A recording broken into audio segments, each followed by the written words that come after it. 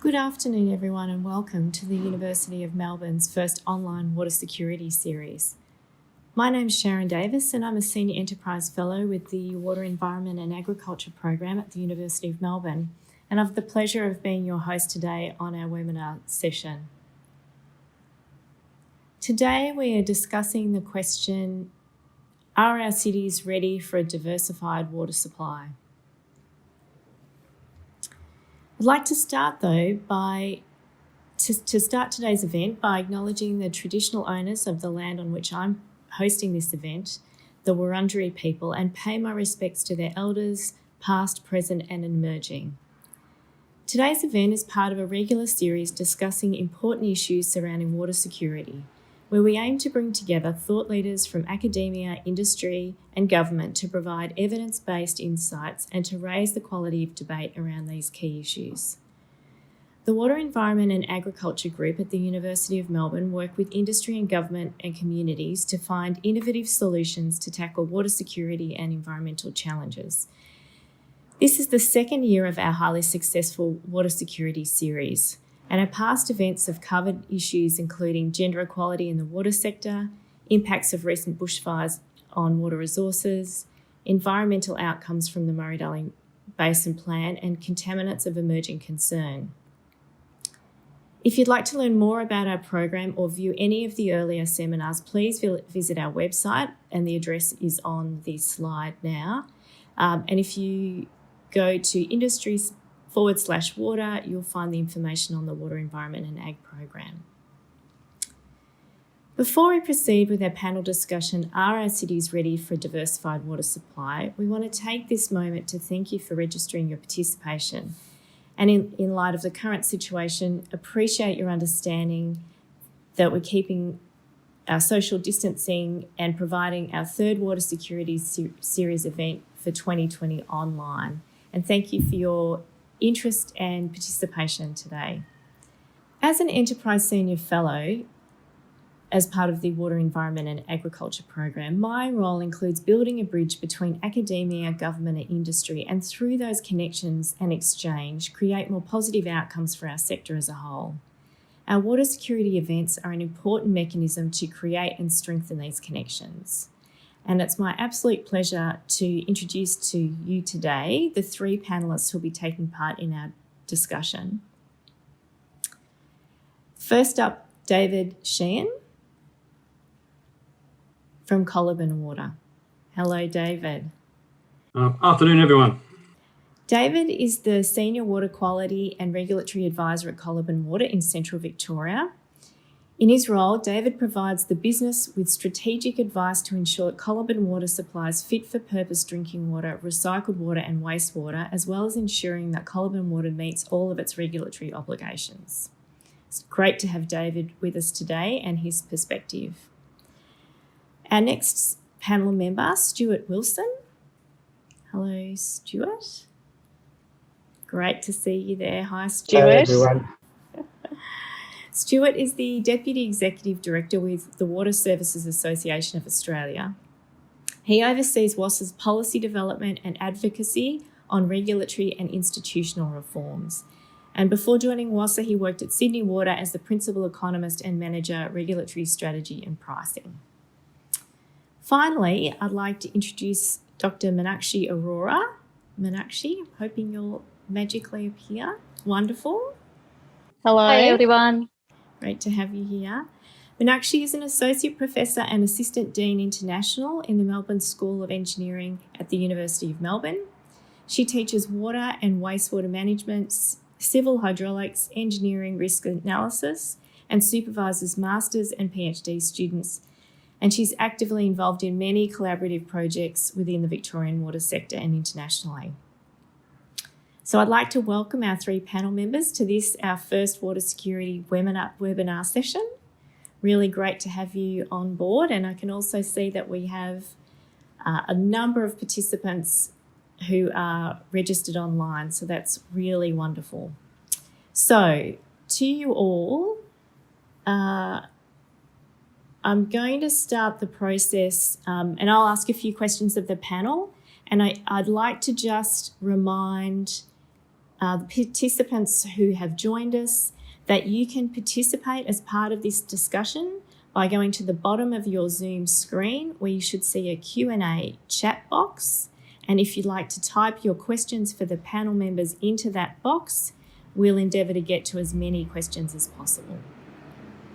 So while you're exploring that and thinking about those questions, I'll kick off the discussion today. So by way of introduction, we know that the growing population and climate change are increasingly putting pressure on water resource security. And the big question we're now facing is how do we provide reliable water services to our cities in this context?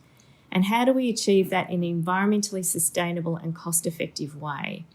And experts tell us that diversification of water supply might be the solution. So today we'll be exploring the idea with our 3 panel members. So to start with, I'd like to turn to you, Meenakshi, and to open the conversation, I was wondering if you could please tell us what are the challenges associated with our existing urban water infrastructure, and what does diversified water supply mean, and how will that help to ensure resilient water supply in the future? Thank you, Sharon. Well, I think the biggest challenge with our existing water system services is that we use our water once and throw it away. We don't make better use of that. So we capture fresh water, we treat it, we distribute it for consumption, and after that we collect the wastewater, treat it, and dispose it off again in the environment. And we do the same for our stormwater. As soon as the rain falls on the catchment, we try to remove it from the catchment as soon as possible. So this system has served us very well for over 100 years now because it provides safe and reliable water supply, and it keeps our contaminated runoff as well as the treated wastewater and sometimes untreated wastewater separate from the water supply. So it manages the risk quite well that way. The challenges though are that world population is growing and so is the water demand. And we only have very finite supply of fresh water. So we can't just continue with the business as usual to supply growing demand with the stationary supply. The other challenge is that we are disposing contaminated runoff as well as treated wastewater into our water bodies, and that solution as a solution to pollution has served us well when the population was small. But with a growing population, our waterways are struggling to cope up with the amount of pollution that comes in. So worldwide, we have very diluted and polluted waterways. And another challenge with that is our existing systems actually rely on rainfall fed supply, be it in the surface storages or through groundwater.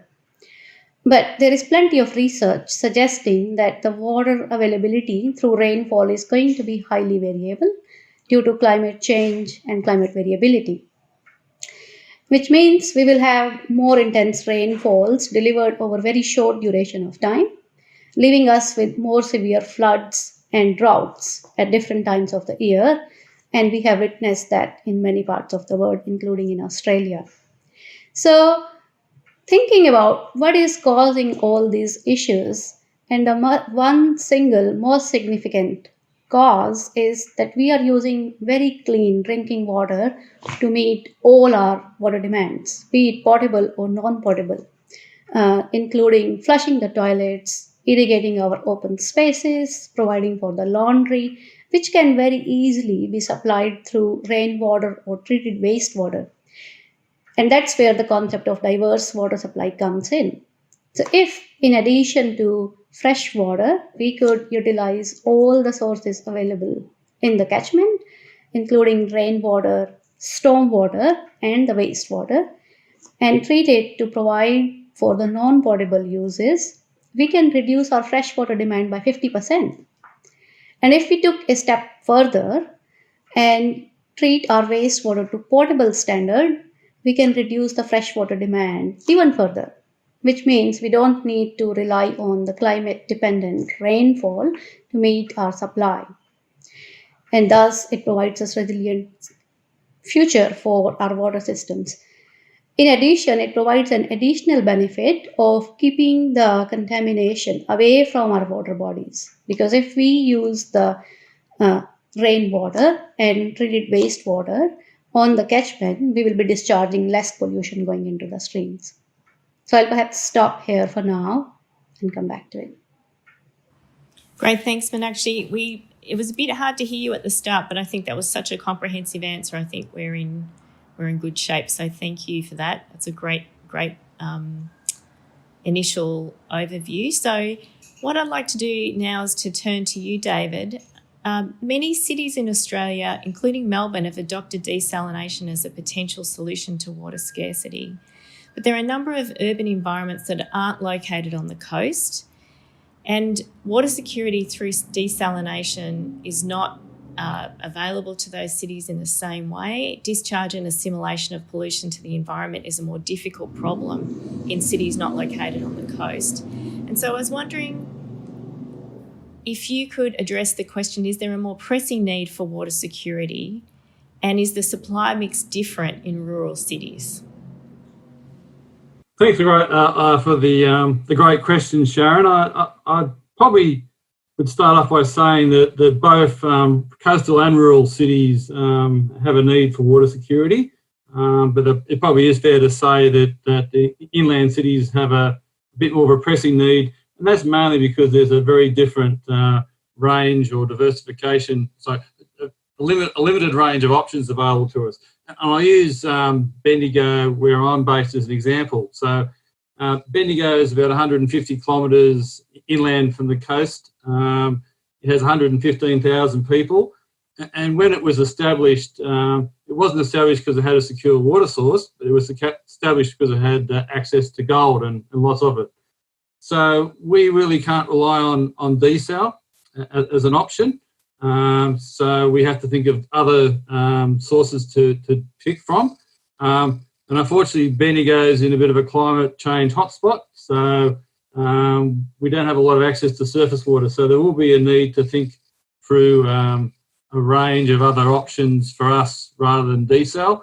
And I guess that creates a lot of interesting challenges for the next 10 to 15 years with regard to working out what that supply mix will look like. That was great. Thanks, David. Turning to you now, Stuart. Other speakers have indicated that the need for water security is significantly higher than what we have now. And I'm just wondering if you agree with that, and if you could speak to potentially the drivers for diverse water supply in Australian cities. Thanks very much, Sharon, and thanks for the opportunity to be here. Look, I absolutely agree with what Meenakshi and David has said. The twin drivers of population growth and climate change really do increase the need for water security.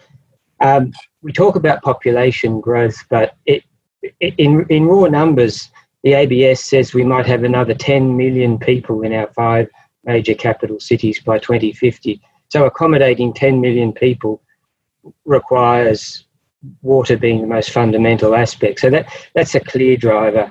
In our work, if you've seen Adam Lovell on the radio or television lately, you would have heard him talk about all options on the table. And that really speaks to that diversity, the challenge to diversify the water supply.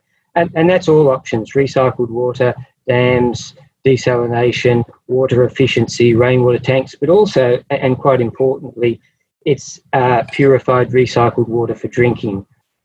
We think the time is right to take that next step and have the conversation with the community about where purified recycled water for drinking can be applied. And as Meenakshi said, that should be part of the mix over the next 10 or so years.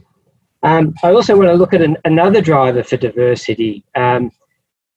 We used to be a 2-product industry, water and wastewater, but now everybody's recognised that water is also critical for the livability of our cities. That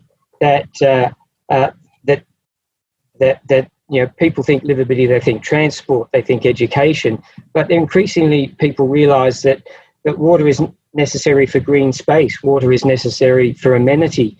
Water is necessary to provide tree canopy to address urban cooling. Water is necessary to manage waterway health. And all of those impacts, a green, livable city, have a strong impact on the health of our population. So these things are really important. And the point about that is, if we're going to have livable cities, it implies more diverse supplies, because we don't just have dam water in every circumstance. We need to manage wastewater discharges so that we protect the environment. We need to incorporate stormwater into the environment.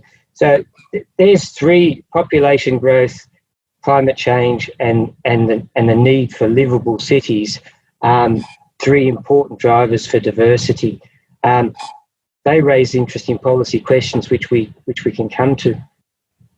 Yeah, I'd just like to back you up there, Stuart, and I think Meenakshi might have mentioned it earlier, but when we designed a lot of our water systems, we worked very much on a linear system. So you have a dam at one end of the system, the town in the middle, and the wastewater disposal at the other end. And I think that model is not sustainable anymore. So we do need to look at that more circular arrangement for the supply of water. Yep, and I think the point that you make, Stuart, that you all make about the changing operational environment we're in, including changing societal values and expectations around water supply and what we want to use water for in a scarce environment, is really important thing to be mindful of. So it's a changing environment we're operating in, both in terms of supply and demand expectations.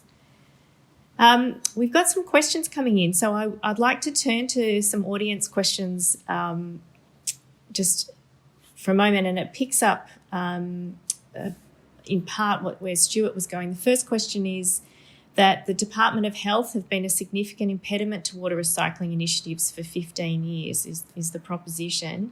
Until this changes, we will struggle to enhance our water security. And this person asks for what the panellists' comments would be in response to that. I'm happy to go first. I think that the community attitudes are changing around diverse supply options, and I wouldn't point the finger at health departments. I think community attitudes are important, and we've got to go slowly. But I think in regard to purified recycled water, 35 cities around the world, I think, and that's growing, are able to use purified water in some way. And I think that the health impediments aren't a showstopper in any way there over time. I would agree with Stuart on that one. I think customers, if I didn't give customers enough information, I think we can start to have an informed debate. I guess where I struggle a little bit is that, and it goes back to Wass's discussion paper about all options on the table, is that we really don't have a mature debate at the moment because we don't discuss all options, and not all options will be appropriate for every water supply system. But I think we've got to get to a point where we're not scared to at least canvass a range of options, including the use of purified recycled water. And if we can't resolve some of the issues, whether it be health related or our customers not being comfortable, well, so be it. But I think limiting debate to traditional sources doesn't really help us future-proof our water supply systems. We've got some questions coming in, but I'd like to turn to you, Meenakshi, and ask the question. We've been talking about a diversified system, and it's pretty clear that that's going to be far more complex than our current system. And I'm just wondering if you could speak to what some of the challenges are for implementing such a system. Yeah. Thanks, Sharon. As I said before, that diversified system relies on using all the sources available in the catchment, and the major sources we have got available in addition to desalination is that we can capture the rainwater falling on the catchment either through rainwater tanks or capturing the storm water from community places. and the treated wastewater. And all these resources are generally available at different scales. So rainwater tanks are available at household scale, for example, and stormwater harvesting works best at community scale. And they vary temporally as well as spatially. So these are not available in the same way as reservoir water.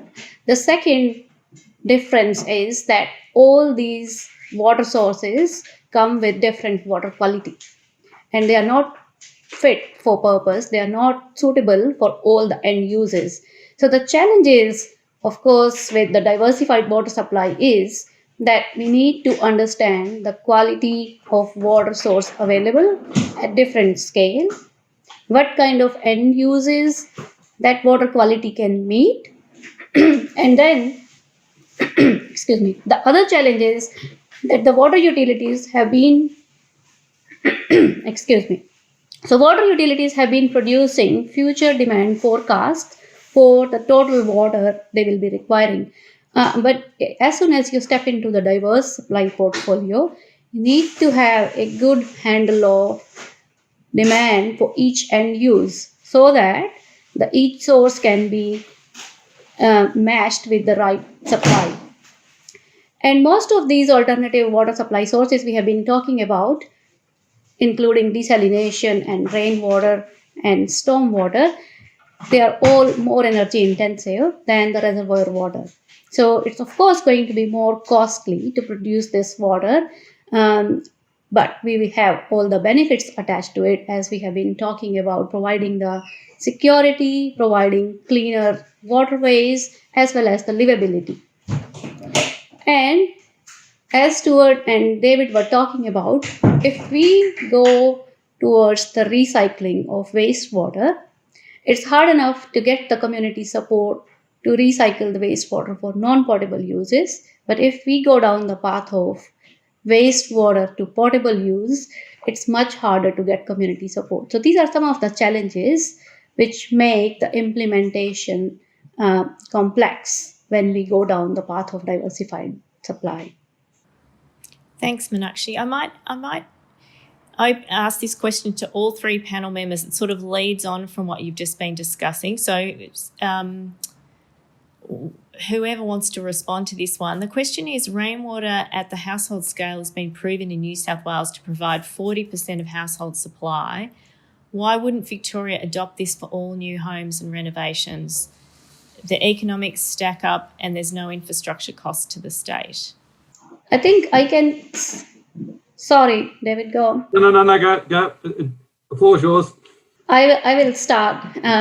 So I was going to say that rainwater tanks, of course, provide some additional supply, but with the scenario we have seen with the climatic variability, where rainfall is not the past rainfall is not a reliable source to plan for future, and we may not have the similar kind of rainfalls in the future. We need to think beyond rain supply and rainfall fed supply. So rainwater tanks are pretty much part of the mix. They provide various benefits, not just additional water supply source, but also helping with the flash flooding, helping with the clean streams at the end of the infrastructure. But to provide water security in the time of no or low rainfall events, we need to start thinking about a diverse pool of water supply, and recycled water comes in handy because that is a rainfall independent source. It's available every single day, I would say that rainwater tanks have its place, but we just need to be mindful to consider a whole suite of options available. David, you would like to add something here? All I was going to say, I thought, Sharon, that in Victoria, new houses have either, I mean, it's not a great solution. I think all new houses have either got to have solar panels or a rainwater tank. I think most houses these days, unfortunately, choose solar panels.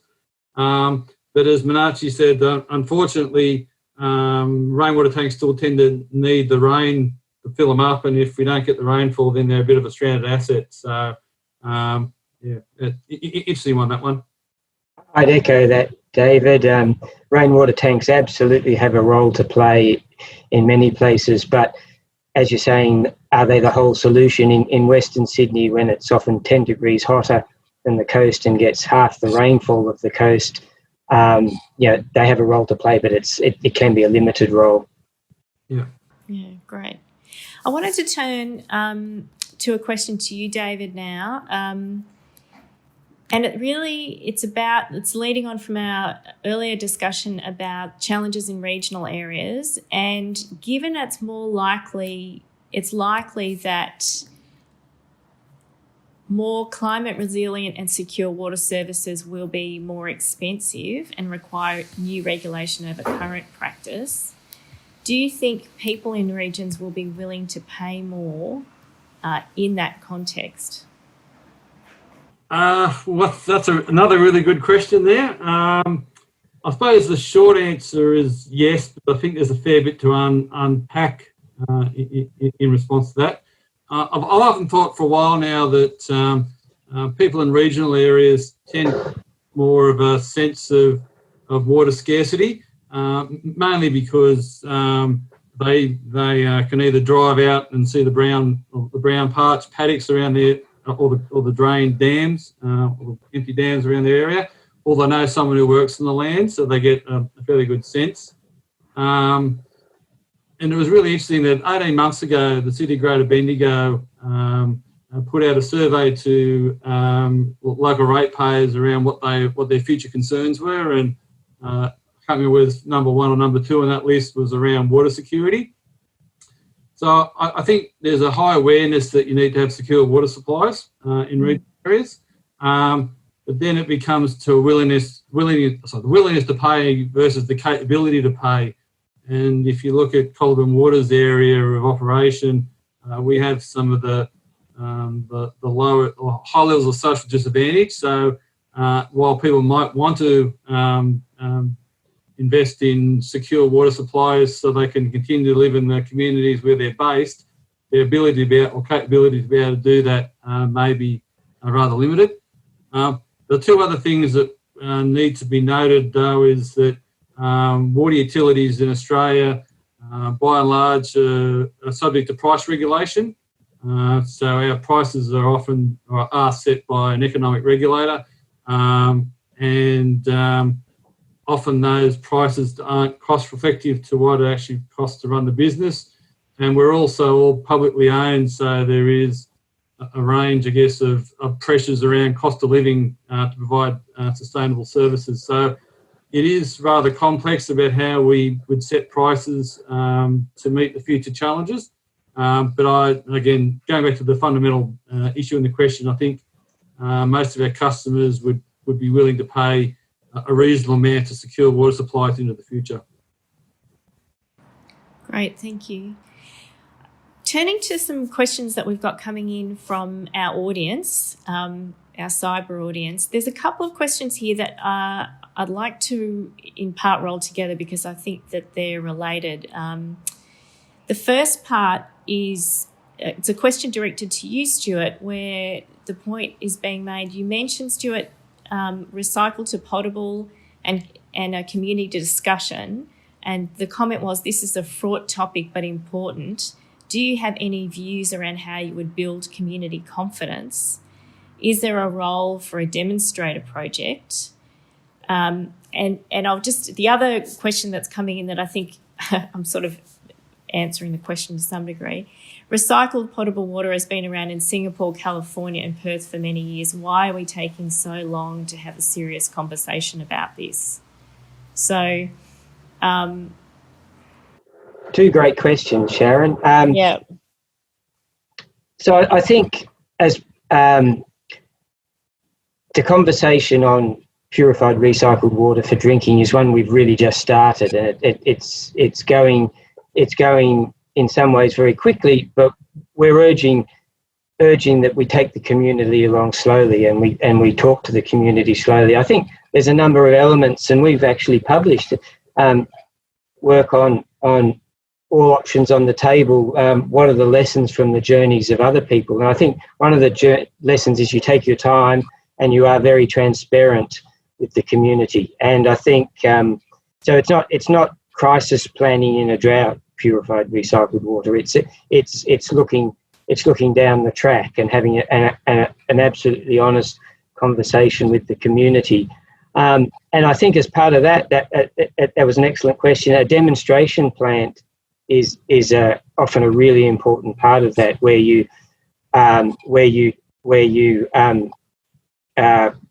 build a small plant and take people through, and are absolutely open to that. That's what they did in Perth with their groundwater replenishment project, and they've done that in many other cities of the world. So I think the questioner was on to some of the answers. Is be transparent with the community, take your time, do demonstration plants, and be open about costs and trade-offs that you're making. Great, thank you. We've got another question here which I think leads into a further discussion, so I want to pose that now. The question is, are the barriers to moving to diversified water sources more attitudinal, or are they technological or infrastructure? What are the key barriers? I suppose for me, one of the key barriers is that setting up diversified water supplies works really good on greenfield sites. So you can put in, say, a purple pipe or a third pipe scheme as you build the existing infrastructure. Sometimes it is really hard to retrofit third pipe schemes into brownfield or existing areas. Like, could you imagine trying to replumb the whole of the University of Melbourne to use recycled water to flush toilets? I mean, the cost would be huge. So I think there is an infrastructure barrier, particularly on older sites. The other one I would say is that there tends to be a disconnect between planning policy and water policy in lots of jurisdictions.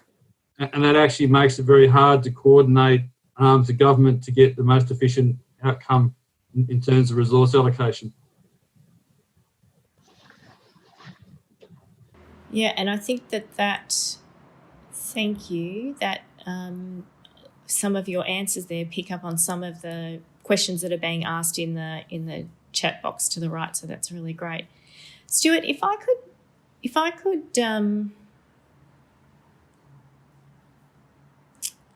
ask you to speak to the fact that the significantly higher level of water security for all users implies a higher level, we've heard through the discussion today, a higher level of operational integration and autonomy than current practice. Is the water industry and policy context ready for those new operational challenges of integrated, centralised and decentralised systems?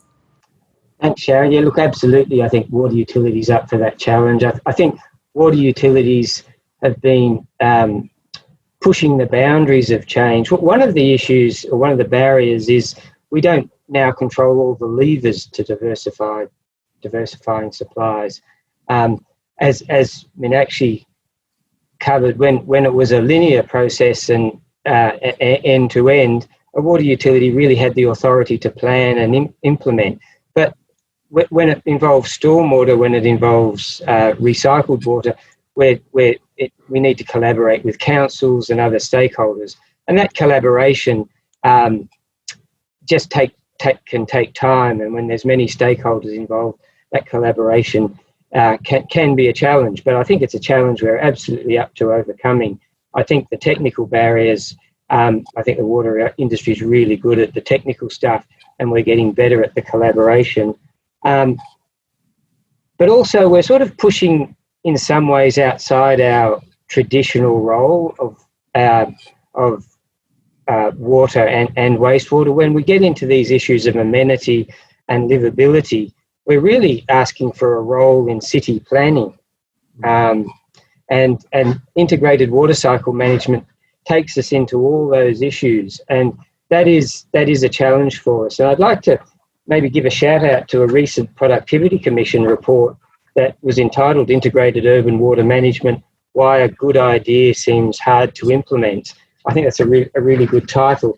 And they note that, water utilities don't don't completely own the authorising environment where when we're planning these broader things. Sometimes objectives aren't that well established. Sometimes, and was as often talked about, the water industry needs a seat at the planning table. We need to be there when they're planning the development of cities, just as they're planning health and transport and rolling out those services. We need to be thinking about water. So how are they going to supply access to water, access to canopy, access to green space? All those things involve us, and we're only now really realising how important water is, and that's sort of needs to evolve. I think the water industry's had some really good successes in developing green and blue infrastructure, and every city can point to some really good examples. But the point we've made is sometimes they're more ad hoc or taking advantage of a certain situation, and the challenge is to have that integrated into the whole planning system. I think that's how we see some of the major challenges. So, and certainly some of those issues about institutional arrangements and working across organisations resonates with some of the questions that are coming in from our audience too. So thank you for addressing those issues, because I think it's something that people are interested in. I've got a question here about how we fund these diversified options. So the diversified water solutions are already there and can be engineered for, but it comes down to cost and not enough funding. And the point is, the proposition is it's time for water corporations to think more inventively of funding solutions, partnership with state, council, private sector. An example of Aquavero estate development between Villawood and Southeast Water. I'm just wondering, does anyone have a comment on that challenge of of sourcing funding to support diversification and where we need to innovate in that way? It's a great question.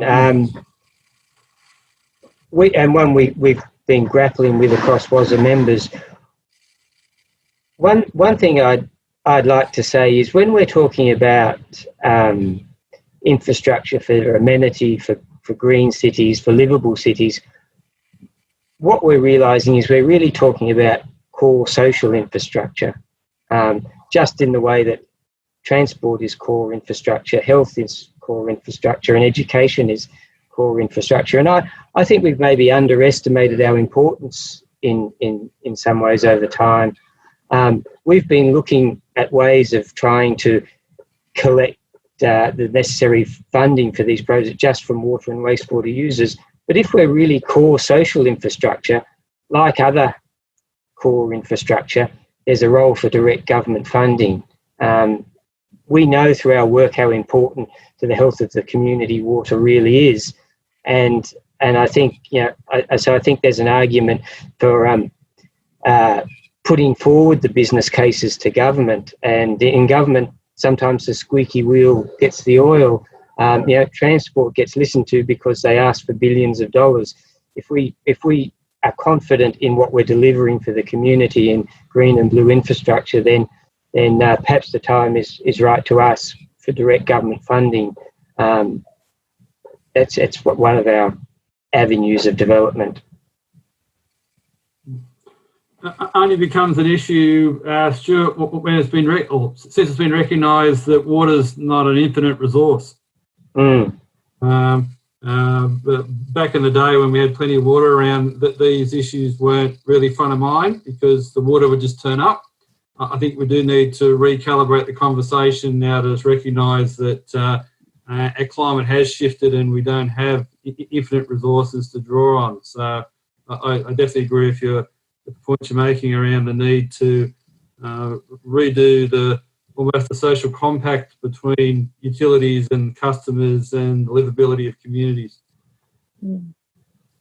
It's a great issue to flag. We've got a question in from the audience here. How could we approach including the environmental cost of the traditional systems into the cost benefit of alternative sources? I think I can take that. So I think one way of looking at this is that we have been ignoring the environmental cost for many, many years, and that is the reason all these alternative water supply options don't really stack up. So one lens might be that we use water productivity as a tool.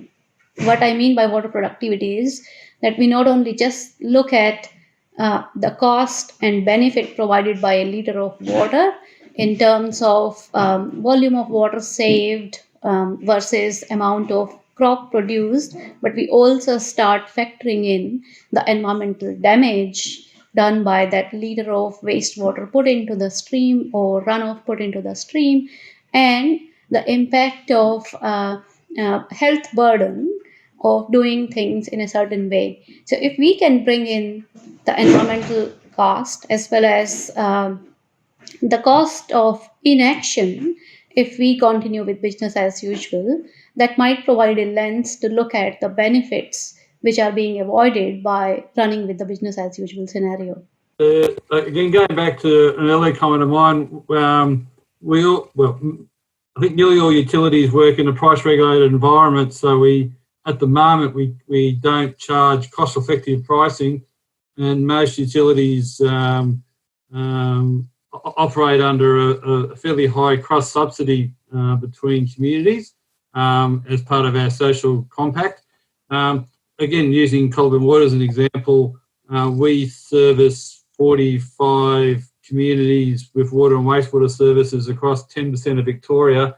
But the only one of our, if you're going to be hard-nosed about, the only one of our suppliers that make terms of profit is Bendigo. So the customers of Bendigo cross-subsidise our supply, our provision of services to most of our other communities.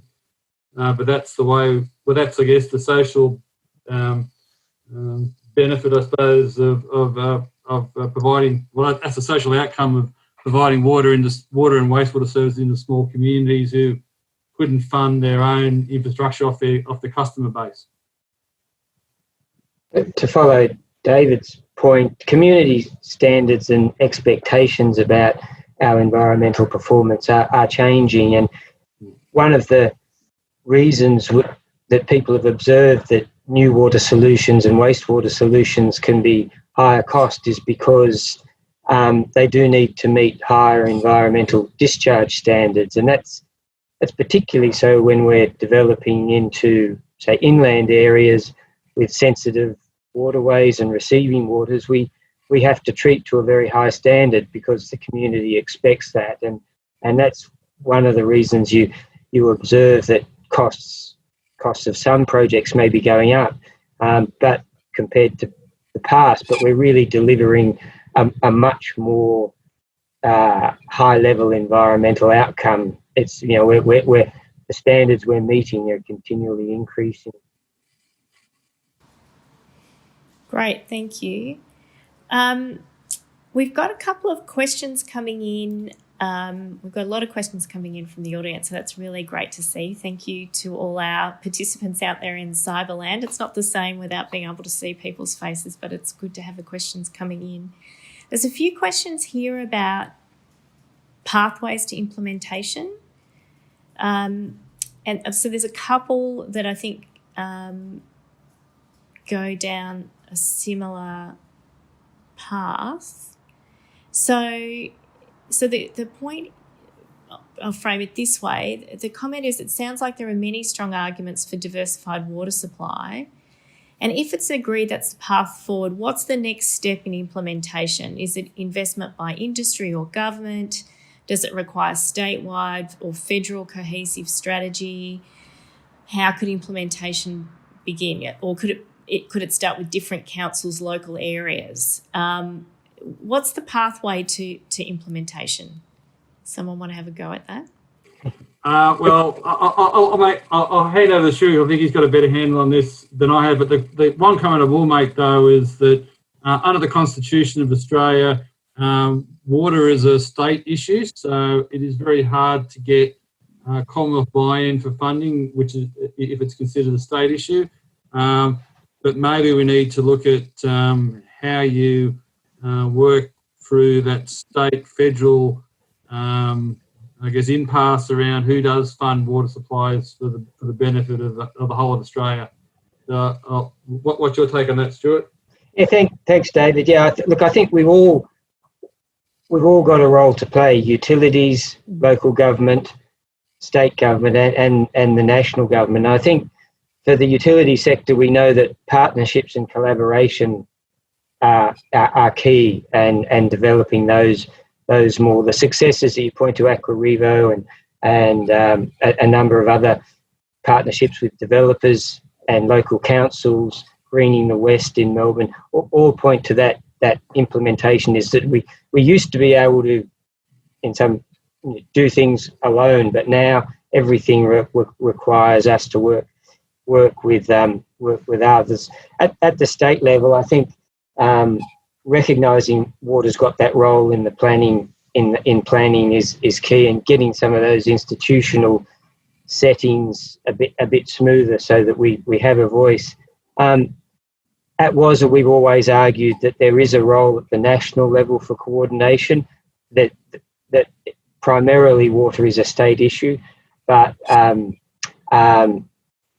putting on an economist's hat, it was the competition reforms of the 1990s driven out of the Commonwealth that really set the structure and platform for what the water industry is today, setting up utilities as government-owned businesses. And that was catalysed by national action. So we think a similar level of national action would be, in collaboration with the states, could become a catalyst to getting diversity of water supplies and increasing water security over time. Yeah. I often thought that one of the issues for me is, is that there's no COAG level committee anymore that deals with water. So there's actually no clearinghouse between the state and the states and the Commonwealth on water related issues. And it'd be nice to see something at that COAG level where you could have that national conversation. That's great, and they're important points around policy leadership and funding support. I guess, Meenakshi, I'd be interested if you have any comments from a research perspective in terms of key questions that we might need to ask, or that the role of research in supporting a pathway to implementation.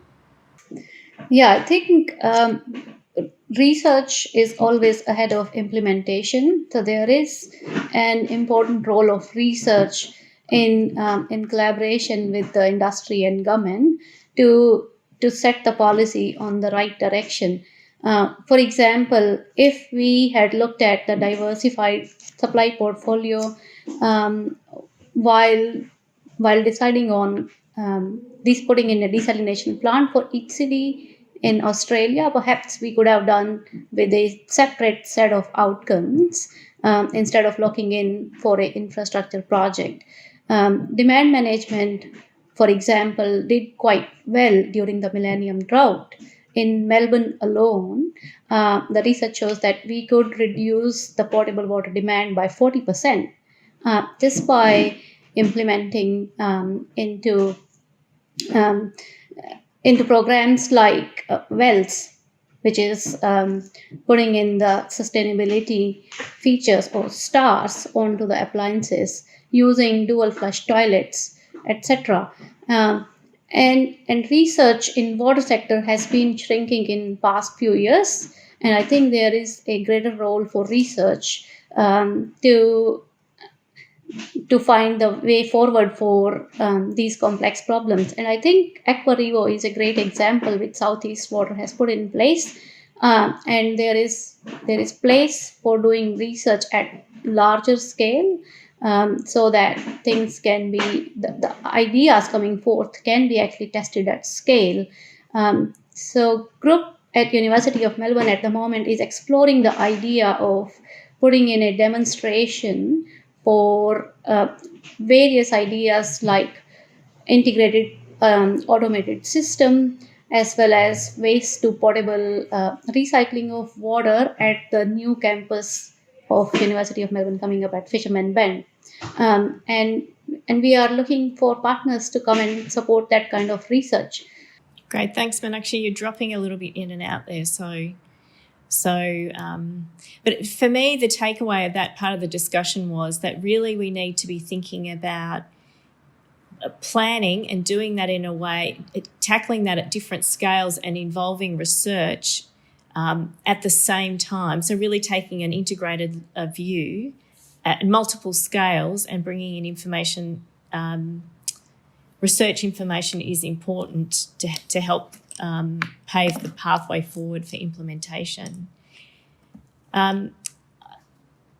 Mindful of time, I'd just like to, we have a question here that's come in around, and I want to come back to it because I think it's really important, around community consultation. So the question has come in about how government and statutory authorities can actually improve community consultation so it can be done in a more meaningful way.